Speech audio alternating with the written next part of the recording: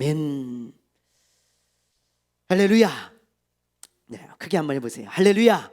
아멘. 네, 오늘 우리에게 주시는 하나님의 말씀 사무엘상 11장입니다. 사무엘상 11장 말씀. 사무엘상 11장 1절부터 15절인데요. 한 장이 다 이어지기 때문에 한 장을 통으로 말씀을 나누도록 그렇게 하겠습니다. 여러분들 지난주에 사울이 왕으로 선택되는 것을 우리가 봤죠. 그런데 10장 맨 마지막에 보면 사울을 왕으로 인정하지 않는 사람들이 있었습니다. 그렇죠? 사울을 왕으로 인정하는 그룹이 있고 사울을 왕으로 인정하지 않는 거예요. 하나님이 선택하셨음에도 불구하고 그 사람들은 그걸 모르고 그럴 수도 있고 아니면 알면서도 마음에 안 드니까 그럴 수도 있겠죠. 어쨌든 그런 부류의 사람들이 있었기 때문에 사울은 왕으로 선택되었지만 아직 왕의 일을, 왕의 사명을 감당하고 있지는 않았습니다. 그런데 그러던 어느 날 한 사건이 일어나는 거예요. 이 사건을 통해서 이제 완전히 반전이 되게 되어지는 것입니다. 자, 1절, 2절 우리 한번 볼게요. 오늘 11장 말씀이 그 사건에 대한 이야기거든요. 자, 1절과 2절을 한번 읽어보겠습니다. 시작. 암몬 사람 나하스가 올라와서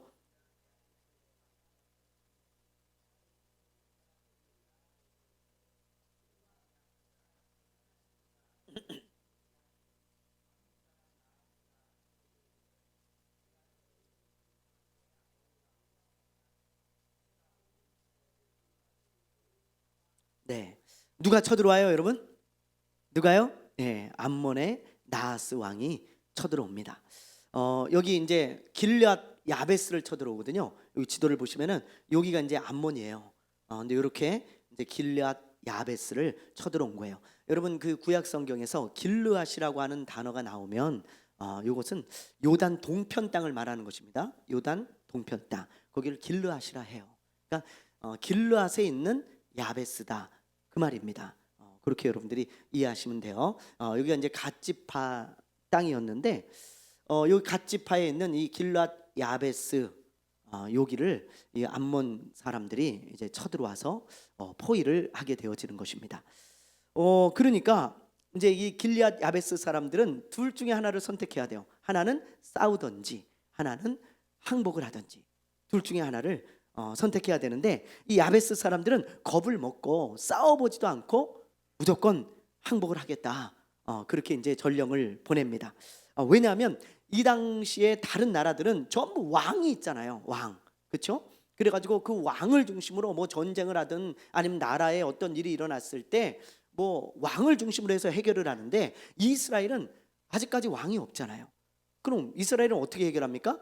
이 12지파가 있잖아요. 12지파 연합체이기 때문에 12지파의 대표들이 회의를 통해서 어떤 일을 항상 결정을 하는 거예요. 그런데 그러다 보니까 일이 늦겠죠. 무슨 일이 있을 때마다 12지파가 다 모여가지고 회의를 해야 되니까 일이 항상 늦어요. 그리고 다 마음이 똑같겠습니까? 아니잖아요. 반대하는 사람도 있고 찬성하는 사람도 있고 다른 의견을 내는 사람들도 있고 그럴 수 있겠고요. 그 다음에 또 12지파가 이렇게 다 모여서 회의를 하다 보면 여러 가지 변수나 상황이 생길 수 있기 때문에 그래서 이 길앗 야베스 주민의 입장에서 볼 때는 자기네들 성을 지금 포위하고 있는 거예요. 이제 곧 죽게 생겼어요. 이제 쳐들어와서 그러니까 한시가 급해요. 그런데 이 12지파가 언제 다 모여가지고 또 회의하고 이럽니까? 그러니까 사울이 왕으로 선택되었음에도 불구하고 이 사람들이 그냥 우리 항복하겠다 그렇게 이제 이야기를 해버린 거예요. 그런데 변수가 생겨요. 무슨 변수가 생기냐? 이 암몬의 나하스 왕이 그래 그럼 항복을 받아주겠다. 그런데 그냥 받아주지 않고 이런 조건으로 받아주겠다. 그러면서 이야기를 하는 거예요. 2절 말씀에 보면 어떤 조건을 내세웁니까? 어떤 조건이에요? 네, 오른쪽 눈을 다 빼면 항복 받아주겠다는 거예요. 여러분들 이게 참 당황스러운 이야기죠, 그죠? 왜 오른쪽 눈을 빼었는가? 여러 가지 이유가 있어요. 뭐 이런 이야기도 있더라고요. 그 당시 이제 전쟁을 할 때는 왼쪽에 항상 이제 방패를 들고 오른쪽에 칼을 들잖아요. 그러니까 오른쪽 눈을 빼면 이 왼쪽 눈은요 방패의 시야가 걸려가지고 전투를 못 한다는 거예요. 전투를. 그래서 이제 아마 이 나하스가 다시는 까불지 못하게, 전쟁을 못하게 그렇게 했을 수도 있고, 아니면 요 진짜 2절의 말씀처럼 그냥 모욕을 주기 위해서, 너희들은 이제 우리의 어떤 노예와 같은 자들이다, 그런 모욕을 주기 위해서 오른쪽 눈을 또 뺄 수도 있고, 어쨌든 뭐 어떤 이유든 간에 이건 참 너무 당황스러운 이야기죠. 여러분 같으면 어떻게 하겠어요? 여러분 같으면, 예? 우리 김윤정 집사님 같으면 어떻게 하겠어요? 싸우겠어요? 오른쪽 눈 빼주겠어요? 싸우죠, 그죠? 예, 뭐 싸워요. 그래요. 용기가 아주 대단하십니다. 그러나 이길 수 있는 싸움은 아니에요. 왜냐하면 이 암몬은 한 나라고, 이 길앗 야베스는 한 도시일 뿐이잖아요. 그렇죠? 아무리 뭐 힘을 이 사람들이 다 합쳐도 이 전투가 안 됩니다. 이게 한 나라와 한 도시의 싸움이에요. 이스라엘 연합체가 다 도와주면 가능해요. 이스라엘도 나라니까. 근데 혼자 싸운다? 이거는 불가능한 이야기였어요. 그래서 이 사람들이 어떻게 하냐면 오른쪽 눈을 또 뺄 수는 없잖아요. 그러니까 그럼 일주일만 시간을 줘라. 일주일만 우리가 상의를 해보고, 만약에 이스라엘 이 12지파가 도와준다 그러면 우리가 너희들하고 싸울 거다. 그런데 그렇지 않으면 우리가 너희한테 항복하고 나아갈 테니까 눈을 빼라. 먼저 그렇게 얘기를 한 거예요.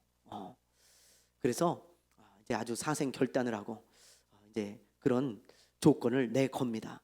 그래서 어떻게 하겠어요? 이제 일주일 시간을 달라 그래 놓고, 그리고 12지파에 전부 이제 편지를 다 보낸 거예요. 이러한 일이 이제 있는데 우리 좀 도와주라. 그러면서 이제 편지를 보냈어요.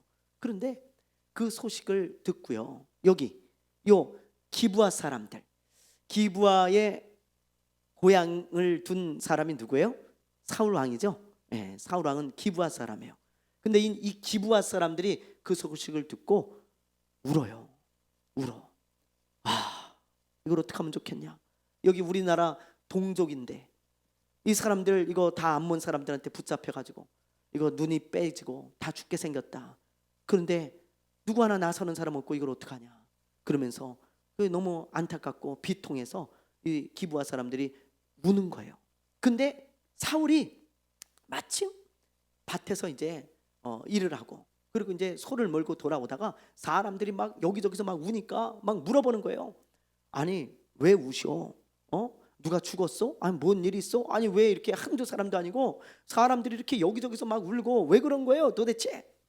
그랬더니 이야기를 해주는 거예요.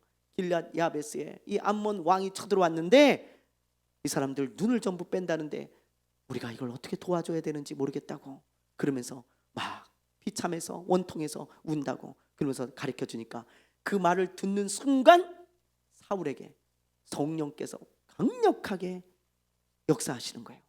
성령의 충만함이 이 사울을 사로잡습니다. 그래서 이 사울이 거룩한 분노가 막 일어나는 거예요. 그래가지고 이스라엘의 소집령을 다 내립니다. 소집령. 우리 저 길앗 야베스 사람들을 도와주자. 같이 싸울 사람은 여기 베색으로 모여라. 그렇게 얘기를 한 거예요. 베색이 여기입니다. 여기 요단 서편 바로 앞에요. 그래서 여기 이제 건너가서 여기를 도와주려고 하는 겁니다. 베색으로 다 모여라.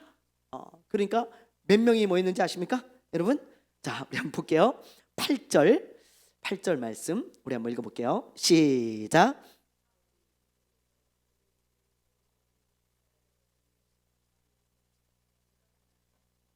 몇 명이 모였어요? 네, 33만 명. 이스라엘 사람이 30만 명, 유다 사람이 3만 명. 그렇게 해서 도합 33만 명이 모이는 것을 봅니다. 이 33만 명이라는 숫자는 엄청난 숫자예요, 여러분. 왜냐하면 자, 우리나라 군인 수가 몇 명일 것 같아요, 여러분? 예? 제가 군대 갈 때만 해도 60만 명이었거든요, 거의. 근데 지금 줄어서 50만 명입니다. 50만 명. 그러면 우리나라 지금 인구가 몇만 명이에요?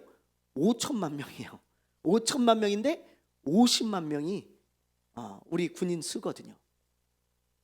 그런데 이 이스라엘 백성들은 이 당시 약 한 200만 명 정도로 치고 있는데 200만 명에 33만 명이 모였다는 것은 이건 엄청난 거죠. 인구 대비 그 나라는 이 당시 이스라엘은 200만 명, 우리는 5천만 명, 약 25배입니다. 인구가 우리나라가 지금. 그런데 우리나라 군인 수가 50만, 이 당시 모인 사람이 33만. 얼마인지 아시겠죠? 엄청나게 많이 모인 거예요. 그러니까 사울이 전령을 보냈을 때 진짜 하나님이 역사하셔가지고 그냥 거룩한 분노가 다 일어나가지고 싹 모인 거예요. 싸울 수 있는 사람들은 거의 다 모였다, 이렇게 보시면 돼요. 대단하죠. 하여튼 이스라엘은요, 모이는 데는 아주 그냥 뭐 기가 막혀요, 진짜. 여러분 그죠? 네, 이스라엘은 진짜 이번에 하마스하고 전쟁할 때도 이런 뉴스가 아주 계속 나왔잖아요. 이스라엘이 부른다, 해외에서 줄 이은 기구. 이스라엘 사람들이 다 디아스포라로 이렇게 흩어져 살잖아요, 지금도. 네? 많이 흩어져 사는데 이스라엘에 뭐 전쟁이 나고 무슨 일이 났다, 다 들어오는 거야. 이 사람들은 진짜 엄청나요. 민족성이 뭐 대단합니다, 이 사람들은 진짜. 예? 그래서 사도행전 같은 데도 보면 밤낮 모이잖아요. 밤낮 모여. 우리는 이게 모이는 게 잘 안 되는데 이 사람들은 밤낮 모여. 밤낮. 밤이고 낮이고 하여튼 모이는 거 제일 잘해, 이스라엘 사람들. 얼마나 잘 모이는지 몰라. 그렇죠? 예. 그래서 지금 우리나라 사람들 같았으면 이렇게 전쟁이 나면 도망가는 사람이 참 많을 텐데 이 사람들은 어떻게 된 게 진짜 거꾸로 모여들어요. 참 대단한 민족입니다. 이 민족성이 대단해요.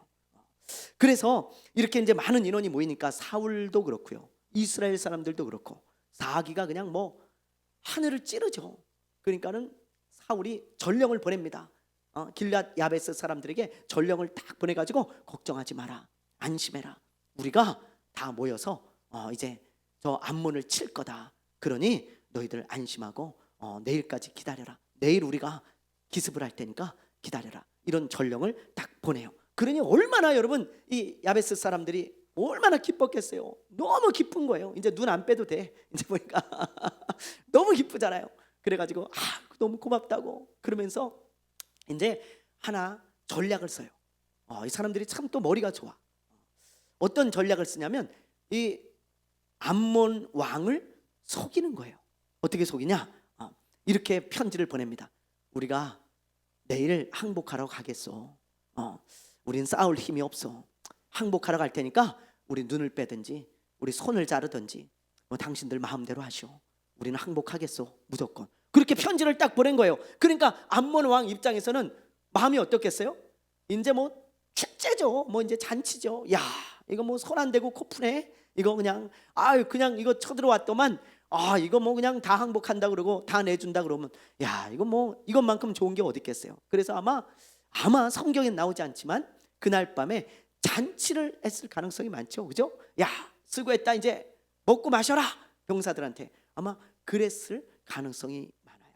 그래서 이렇게 무장 해제를 하고 안심하고 있을 때 사울이 이 33만의 군대를 이끌고 새벽에 기습을 합니다. 공격을 해요. 다 잘 때. 그럴 때 그래서 큰 승리를 얻어요. 자, 우리 11절 말씀 한번 볼게요. 11절 읽어봅니다. 시작.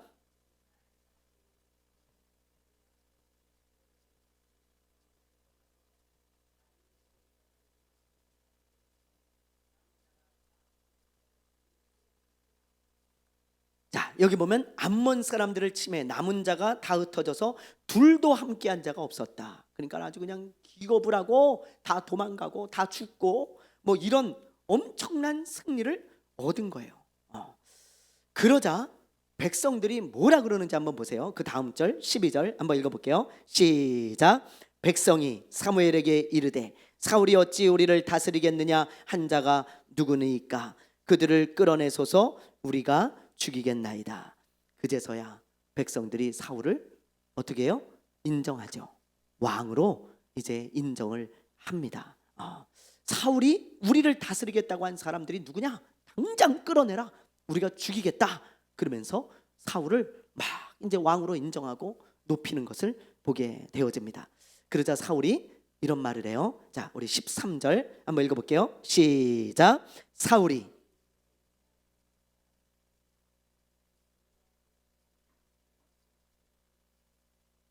아멘. 사울이 뭐라 그래요? 그러면 안 된다. 오늘은 하나님이 승리를 주신 기쁜 날이니까 사람을 죽이면 되겠냐? 그러지 말고 용서하자. 그렇게 말을 하는 거예요. 참 이때까지만 해도 사울은 진짜 겸손하고 괜찮은 사람이에요. 그렇죠? 보면 볼수록 이 사울이 참 괜찮은 사람이었다라는 것을 우리가 알 수 있어요. 저는 이 말씀을 보는데 사울이 참 겸손하구나 그 생각을 했어요. 겸손하구나. 그런데 이렇게 겸손한 사람이 왜 그렇게 교만해졌을까요? 왜 그렇게 교만해졌을까?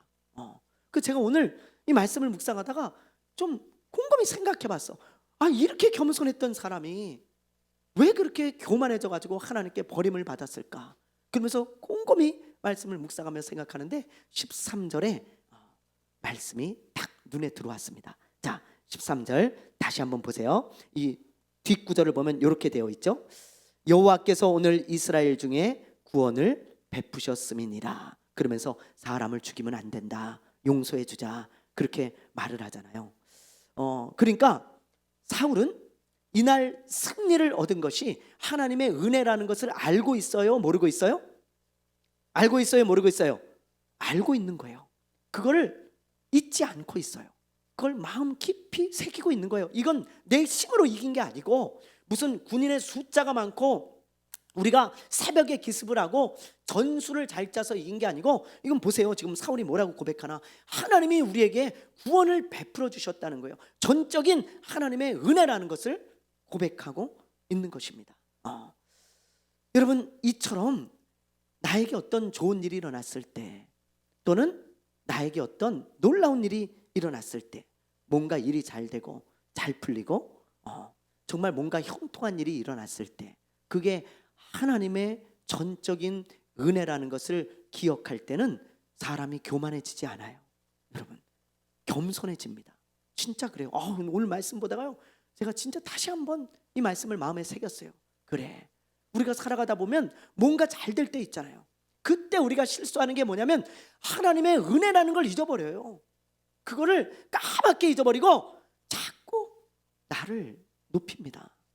은연중에 내가 뭔가를 잘했고, 내가 뭔가를 지혜롭게 처리했고, 내가 뭔가를 해서, 아니면 운이 좋아서 이렇게 일이 잘 되고 형통하고 뭔가 좋은 일이 일어났다고 생각하지, 전적으로 이건 하나님의 은혜야, 은혜, 이렇게 생각하는 사람이 별로 없다는 거예요.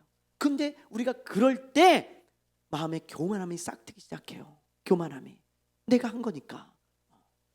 그래서 사울이 교만해진 거 아니겠습니까? 여러분, 그래서 사울이, 그렇죠? 사울이 아멜렉과 전쟁을 하잖아요. 이제 우리가 나중에 볼 건데, 아멜렉과 전쟁을 할 때 그건 누가 승리를 주신 거예요? 누가요?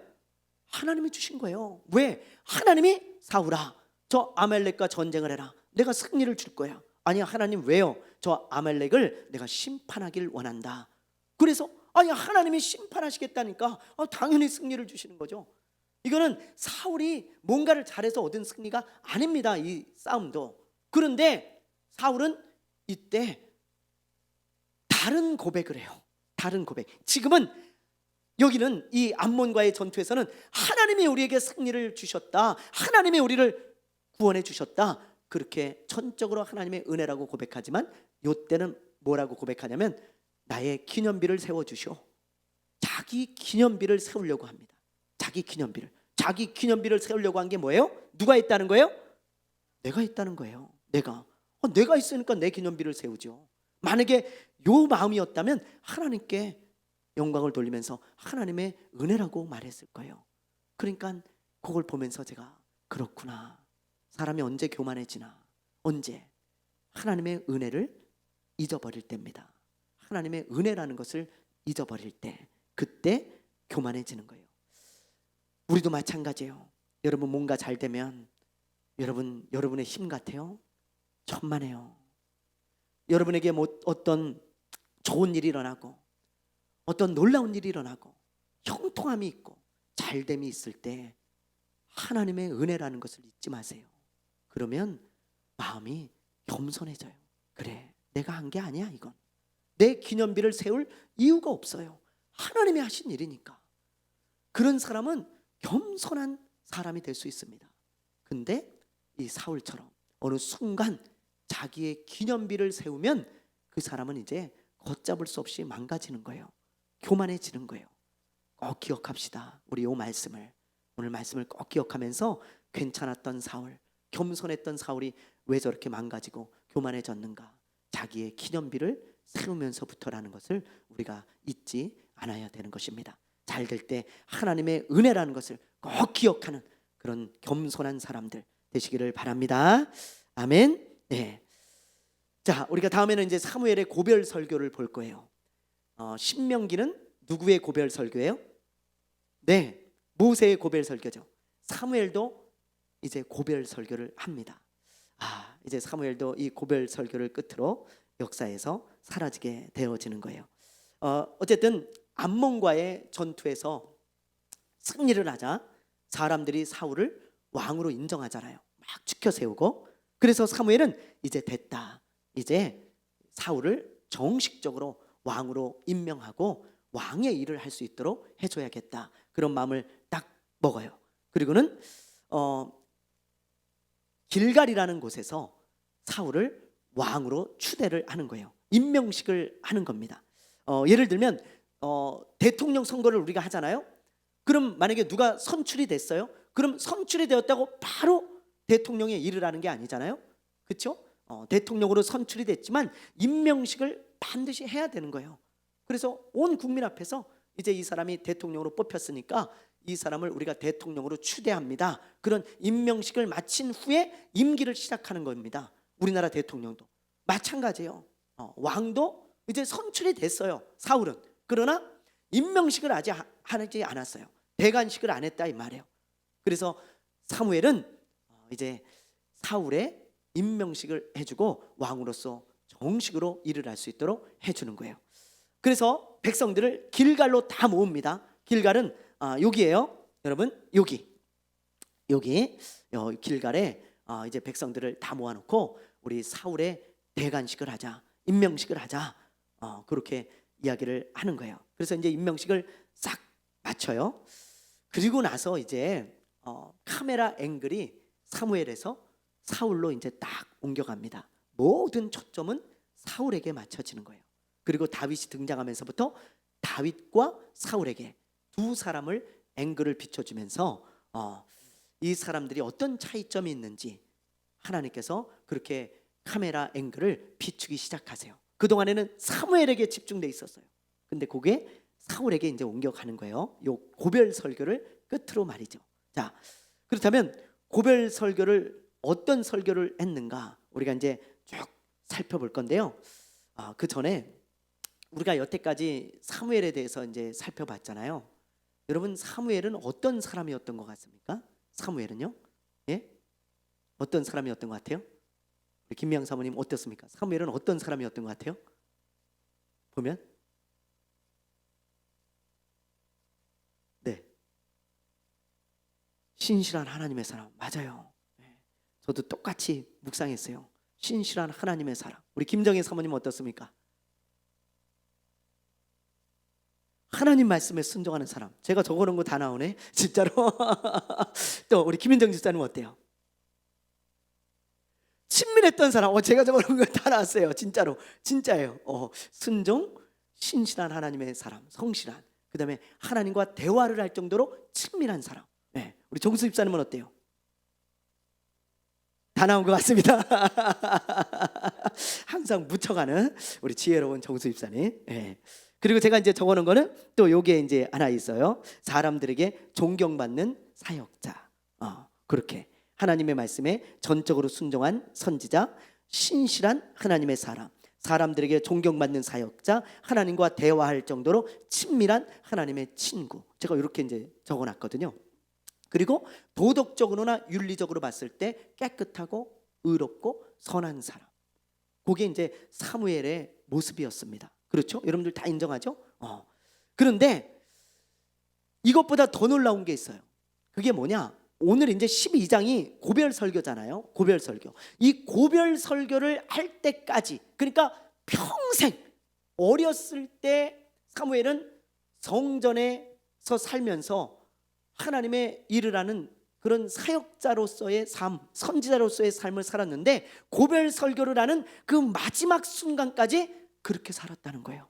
이런 사람으로, 사람들에게 존경받는 선지자요, 하나님과 친밀한 하나님의 친구요, 하나님의 말씀에 순종하는 그런 하나님의 사람이요, 신실하고 성실한 하나님의 일꾼이요, 그렇게 또 윤리적으로 도덕적으로도 선한 사람, 깨끗한 사람으로 마지막까지 살았던 이 사무엘. 이 사무엘을 오늘 제가 묵상하면서 나도 그렇게 살았으면 좋겠다, 우리 성도들도 마지막까지 그렇게 살았으면 좋겠다, 그런 생각을 했습니다. 그렇다면 여러분, 어떻게 하면 이렇게 마지막까지 이런 사람으로 살아갈 수 있을까? 이렇게 살아갈 수 있을까? 그걸 오늘 여러분과 제가 나누고 오늘 마치려고 합니다. 오늘 고별 설교를 쭉 읽어보잖아요. 집에 가셔서 한번 고별 설교를 쭉 읽어보세요. 이 12장을. 그러면 여러 가지를 우리가 깨달을 수 있는데, 그 중에 제가 지금 이야기한 어떻게 사무엘이 마지막까지 이런 사람으로 살아갈 수 있었을까라고 하는 그 이유 두 가지를 우리가 알게 되어져요. 이걸 여러분들하고 오늘 나누고 마칠 겁니다. 자, 두 가지가 있어요. 그 이유가, 먼저 1절에서 3절을 한번 볼게요. 12장 1절에서 3절 한번 읽어보겠습니다. 자, 시작. 사무엘이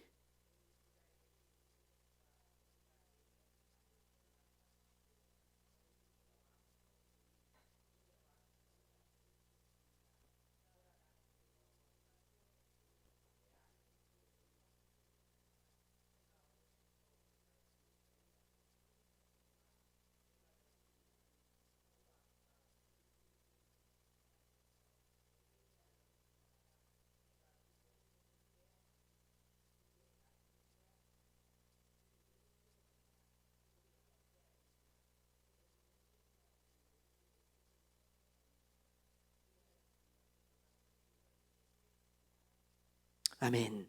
자, 여기 보면 이제 사무엘이 고별 설교를 쭉 시작하는 거예요. 그런데 먼저 무슨 이야기를 합니까?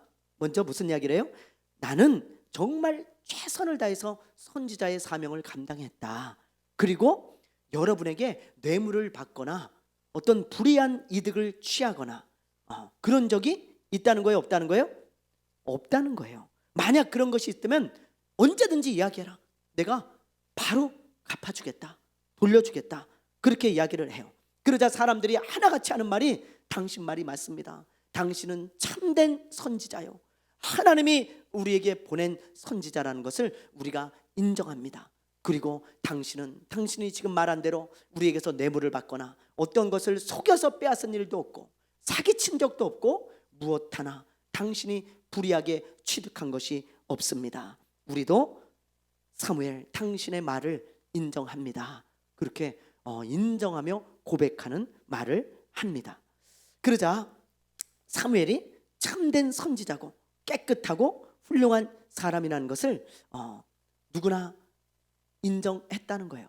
사무엘이 이렇게 말했을 때, 그것도 고별 설교를 하는 마지막 순간까지. 그러니까 아까 우리가 얘기한 그 모든 것들을 우리만 인정하는 게 아니고 이 당시 이스라엘 사람들도 인정하고 있다는 거예요. 그걸 제가 지금 말하는 거예요. 그런데 지금 이 고별 설교를 하는 때가 어느 때라고요? 사무엘이 이제 은퇴하는 때라고요. 늙어가지고. 그러니까 마지막까지 이렇게 살았다는 것을 누구나 다 인정하는 거예요. 사무엘이 이렇게 살았다는 것을. 그러면 사무엘이 어떻게 이렇게 마지막까지 이렇게 살 수 있었을까? 그걸 이제 우리가 그 이유를 찾아보자는 거죠. 자, 3절 말씀을 한번 보세요. 3절 말씀. 여기 3절 말씀에 보면 내가 여기 있나니, 그러면서 여호와 앞과, 그러죠. 여호와 앞과, 그리고 그의 기름 부음 받은 자 앞에서. 자, 여기서 여호와 앞이라는 이 단어가 굉장히 중요한 단어죠. 라틴어로 여호와 앞에서, 하나님 앞에서 사는 삶을 뭐라 그래요? 코람데오라 그래요. 라틴어로 코람데오. 코람은, 여기 코람은 뭐뭐 앞에서, 데오는 하나님이란 뜻입니다. 하나님 앞에서 사무엘이 지금 고백하고 있는 거예요. 내가 하나님 앞에서 이렇게 살았다. 하나님도 아실 거고 너희들도 다 알고 있지 않냐? 나는 하나님 앞에서 정말 이렇게 살았다, 이렇게 살아왔다 고백하고 있는 것입니다. 그러니까 여러분, 하나님이 내 앞에 계시다, 나는 하나님의 면전 앞에서 살아왔다, 지금 이렇게 사무엘이 고백하고 있는 건데, 요것 때문에 사무엘이 이렇게 살 수 있지 않았을까? 저는 그렇게 생각해요. 그렇게 너무 중요한 거예요. 마지막까지 타락하지 않고 하나님의 사람으로 살 수 있었던 가장 큰 이유, 그건 바로 코람데오의 삶이었습니다. 코람데오의 삶. 요셉도 마찬가지잖아요, 여러분. 그죠? 요셉, 보디발의 아내가 요셉을 유혹할 때 이 요셉은요 얼마든지 그 유혹에 넘어갈 수 있어요. 눈 딱 감으면 되잖아요. 왜? 그 집에 아무도 없어요. 이 보디발 아내가요 아주 철저한 여자입니다. 자기 종들을 다 밭에 내보내가지고 일을 왕창 시켜놨어. 그러니까는 아무도 자기 집에 없다는 거야. 요셉 너하고 나밖에 없다는 거야. 아무도 보는 사람이 없으니까 나하고 동침하자. 그럼 내가 이런 걸 줄게. 아마 어떤 제안을 했을 수 있겠죠. 우리 집에 아주 귀한 걸 준다든지, 넌 평생 먹여 살려주고 너에게 많은 재산을 주겠다, 뭐 그랬을 수도 있고. 그렇죠? 뭔가 하여튼 유혹을 당할 수밖에 없는 그런 환경과 상황이었을 거라고요. 아무도 보지 않고 아무도 없어요. 그런데 참 놀라운 건 요셉이 뭐라 그래요? 아무도 없지 않는 게 아니고 하나님이 보고 계시다. 하나님 앞에서 내가 어떻게 죄를 지을 수 있겠냐. 참 대단하잖아요. 그러니까 이 요셉은 코람데오의 삶을 살고 있는 거예요. 아무도 없어요. 아무도 집에. 근데 아니라는 거야. 하나님 앞에서 내가 지금 살고 있는데 뭔 소리 하는 거냐. 내가 하나님의 얼굴 앞에서, 하나님의 면전 앞에서 내가 인생을 살아가고 있는데 어떻게 아무도 없다고 얘기를 하냐. 하나님이 보고 있지 않냐. 이 요셉은 하나님을 인식하며 코람데오의 삶을 살았어요. 그래서 요셉은 타락하지 않을 수 있었던 것입니다. 마지막까지 하나님의 사람으로 살아갈 수 있었던 거예요. 제가 얼마 전에 이 3단지에 있는 성도를 데려다 주다가 벌금 고지서를 받았어요. 벌금 고지서를. 공사 중인 도로예요. 거기가 공사 중 이렇게 막 꽃갈 모자 다 세워놓고 아직도 공사를 하고 있습니다. 밤에는 거의 차가 없어요. 거의 차가 없는데 이제 직진이 있고 이제 좌회전을 해야 되는 거예요. 근데 좌회전을 해서 들어가야 됩니다. 아파트를. 그 성도의 집이 이제 좌회전을 하면 바로 있기 때문에. 근데 직진이 켜졌는데 뭐 차도 아무것도 다니지가 않는 거야. 아무 차도. 그래가지고 제가 그때가 몇 시냐면 밤 10시경이에요. 금요 기도회 끝나고 가다가 아마 그랬던 것 같아. 시간을 보니까 금요 기도회 끝나고 데려다 주면서 아무도 차가 없어요. 직진이고 이제 좌회전을 해야 되니까 직진이 딱 켜졌어. 빨간불이 아니고. 그래서 제가 뭐 차도 없는데 그냥 좌회전하자. 딱 좌회전을 딱 했네요. 거긴 도로 위에 카메라도 없습니다. 아직 설치가 안 돼가지고. 그거 딱 했는데 뒤에서 뒷차가 블랙박스로 촬영을 해가지고 신고를 한 거예요. 그래서 블랙박스에 찍힌 그 사진이 이렇게 여기 이제 돼가지고 날라온 거죠. 그러니까 참 당황스럽더라고. 제가 잘못한 거 맞아요. 100% 제 잘못입니다. 그렇죠? 신호가 켜졌을 때 좌회전을 해야 돼요. 그런데 이렇게까지 신고를 해야 되나? 뭐 그런 생각이 들더라고. 뭐 공사 중이고 차도 없고 직진할 때 좌회전 좀 하면 안 되나? 뭐 그런 것까지 이렇게 찍어가지고 신고를 하나? 뭐 얼마 주는지 모르겠지만 어쨌든 신고를 했더라고요. 그래서 이제 벌금을 이제 내야 되는데 그때 이후로 제가 이제 달라진 게 있어요. 뭐냐? 그 전까지는 도로 위에 카메라만 보고 다녔는데 이제는 그렇게 할 수가 없는 거예요. 다 블랙박스예요. 차들마다 다 블랙박스예요. 어디서 나를 찍을지 몰라. 그죠? 어디서 나를 찍을지 모릅니다. 뒤에서 뒷차가 신호 대고 하고 있다 찍을 수도 있고 맞은편 차가 찍을 수도 있고 옆에 차가 찍을 수도 있고 다 카메라가 있는 거예요. 그래서 제가 운전할 때 이제 코람 카메라 앞에서 운전을 해야 돼요. 코람 카메라. 예? 카메라 앞에 있는 것처럼 운전을 해야 된다고요. 그래야 요즘은 찍히지 않아. 보니까 다 블랙박스로 찍어가지고 신고를 하는 거야. 뭐 얼마 주는지 제가 모르겠지만 하여튼 신고를 다 해. 그러니까 여러분 운전할 때 이제 코람 카메라 앞에서 운전하세요. 코람 카메라. 그래야지 딱지 안 떼겠더라고. 아무도 안 본다고 쓱 돌면 저쪽에서 블랙박스가 나를 찍고 있어요.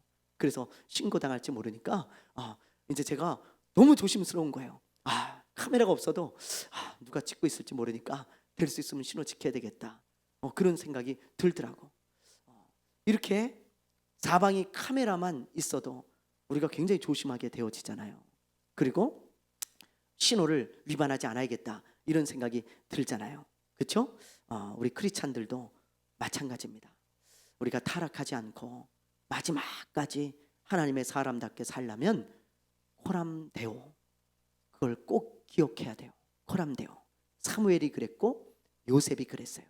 하나님을 다 알고 계시고 다 보고 계시고 하나님이 나의 삶을 주목하고 계시다는 거, 그걸 우리가 잊지 않으면 마지막까지 하나님의 사람답게 살아갈 수 있을 거예요. 사무엘이 지금 얼마나 깨끗하게 살았습니까? 내가 너희들에게 뇌물 받은 적 있냐? 뭐 불의한 이득 취한 적 있냐? 내가 너희들 속인 거 있냐? 다 사람들이 말하기는 없다는 거예요. 없다는 거예요. 왜 그래요? 코람데오의 삶, 그것 때문이라는 거죠. 그거 하나님이 보고 계시니까 그렇게 살 수밖에 없는 거예요. 여러분, 이게 사무엘을 타락시키지 않은 가장 첫 번째 이유예요. 마지막까지 잘 살 수 있도록 만든. 그리고 두 번째 이유가 있습니다. 두 번째 이유, 사무엘이 고별 설교에서 이런 말을 해요. 내가 하나님의 사람이라고 인정한다면 지금부터 내가 하는 말을 잘 들어라. 그러면서 무슨 말을 하냐면, 너희들이 왕을 세워달라 그래서 하나님이 어쩔 수 없이 왕을 세워줬다. 그러나 왕이 있다고 해서 너희들이 다 잘 되는 것은 아니다. 만약에 너희와 너희 왕이 하나님의 말씀에 순종하지 않으면 너희들은 잘 되지 않을 거야. 복이 없어. 너희와 너희의 왕이 하나님의 말씀에 순종할 때만 잘 될 거야. 하나님이 복을 주실 거야. 왜? 하나님이 진정한 왕이니까 우리는 그분의 말을 들어야 된다. 그러면 너희와 너희 왕이 잘 되고 이스라엘이 잘 될 거다. 그런 말씀을 쭉 하는 거예요. 그러면서 무슨 말을 하냐면 자기의 결단을 하나 이야기합니다. 굉장히 유명한 말이죠. 자기의 결단. 이 결단은 누가 시켜서 한 게 아니고 사무엘 스스로 결단하고 여태까지 해왔던 거예요. 그게 뭐냐? 자, 23절이에요. 23절 읽어보겠습니다. 시작. 나는 너희를 위하여 기도하기를 쉬는 죄를 여호와 앞에 결단코 범하지 아니하고 선하고 의로운 길을 너희에게 가르칠 것인지요. 뭐라고 합니까? 여러분, 사무엘이 뭐라고 하냐면 나는 너희를 위하여 기도하기를 쉬는 죄를 결단코 범하지 않을 것이다. 앞으로 그런다는 게 아니고 여태까지 그래 왔는데 앞으로도 그럴 거다, 그런 말입니다. 그러니까 제가요 이 말씀을 보면서요, 그래, 사무엘이 이러니까 타락하지 않았구나, 이러니까 마지막까지 하나님의 사람이 될 수 있었구나, 금방 알 수 있겠더라고. 말씀을 보니까. 왜요? 여러분, 기도가 뭐예요? 기도가 하나님 앞에서 내가 엎드리는 거예요. 하나님의 면전 앞에 내가 엎드려서 잘못한 죄도 회개하고 감사할 것도 하나님 앞에 감사를 올려드리고 또 간구할 것도 올려드리고 하나님과 깊이 대화하고 하나님을 만나는 그런 시간이 기도잖아요. 그런데 쉬지 않고 그렇게 하나님을 만나고 하나님의 면전 앞에서 엎드렸던 사람이 코람데오의 삶을 살지 않을 수 있을까요? 금방 또 엎드려야 되는데 하나님을 대면해야 되는데, 그렇죠? 그걸 해야 되는 사람이 코람데오의 삶을 살지 않겠냐 이 말이에요. 그래서 쉬지 않고 기도하는 사람은 코람데오의 삶을 살아갈 수 있는 거예요. 코람데오의 삶을. 그런데 지금 사무엘을 보니까 사무엘이 그렇게 쉬지 않고 기도하고 있었다는 거죠. 그게 두 번째 이유입니다. 여러분들, 이번 주 암송할 말씀 뭐예요? 암송하고 있는 말씀 뭐예요? 골로새서 4장 2절 한번 해볼까요? 시작. 어우, 잘 외우셨네요. 이거죠. 예, 기도를 계속하고 기도에 감사함으로 깨어 있어라. 골로새서 4장 2절 말씀. 아멘. 저도 외웠습니다. 보세요. 성경에 보면 하나님이 기도를 멈추지 말라는 구절이 여러 군데 나옵니다. 데살로니가전서 5장 17절. 쉬지 말고 기도하라. 그죠? 이런 구절이 여러 군데 있어요. 기도를 멈추지 말라는 거예요. 왜 기도를 멈추지 말라 그러느냐? 코람데오의 삶을 살아가게 하기 위해서 그래요. 여러 가지 이유가 있지만 그 이유도 한 가지 이유입니다. 기도하는 사람은 하나님을 인식하며 살아가요. 하나님을 의식하며 살아가요. 하나님 앞에서 살아가게 되어지는 것입니다. 그렇기 때문에 코람데오의 삶을 살 수 있는 가능성이 훨씬 많고 그렇게 살게 되어지는 거예요. 그러므로 오늘 말씀을 꼭 기억하시기를 바랍니다. 오늘 말씀을 사무엘이 마지막 고별 설교를 하기까지 하나님의 사람답게 살 수 있었던 것, 이렇게 마지막까지 잘 사는 삶이 될 수 있었던 것, 첫째는 코람데오의 삶, 둘째는 쉬지 않고 기도했기 때문이에요. 이 두 가지를 꼭 기억하면서 우리도 마지막까지 잘 사는 사람, 잘 사는 삶, 그런 사람 되시기를 주님의 이름으로 축원합니다. 축원합니다. 축원합니다. 네, 우리 기도하겠습니다.